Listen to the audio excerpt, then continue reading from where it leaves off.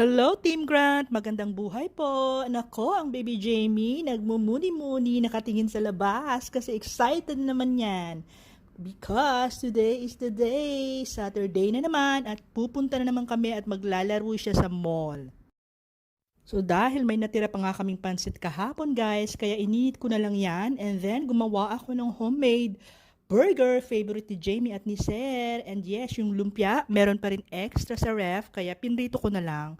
So para bago kami umalis ay busog kaming lahat at hindi na alot kami kakain sa labas. At pagkakain nga namin guys ay rumampa na kami agad at itong bata ay nagkukulit na talaga at sobrang excited na naman. Every Saturday looking forward talaga siya kasi alam niya it's playtime, mall time, kaya let's go guys, samahan nyo kami. And syempre, sa baby bunny niya, hindi talaga makakalimutan, laging kasama at katabi niya. And yes guys, on the way na nga kami to Yas Mall, ang favorite mall ni Jamie. And this time, baliktaran kami ni Sir.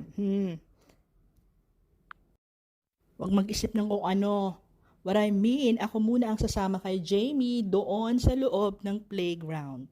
Kasi si Sir naman ang maglalakad-lakad para makapag-exercise nga daw siya.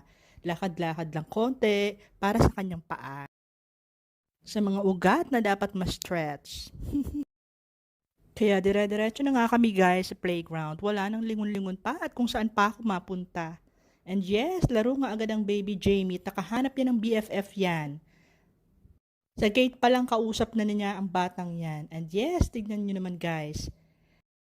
Mayat maya tinatawag ko si Jamie kasi sobrang pawis niya. At nag-request na naman nga after ng laro, ice cream daw. Kaya eto na. Family ice cream day, hindi malilimutan. Once a week lang naman. Thanks for watching.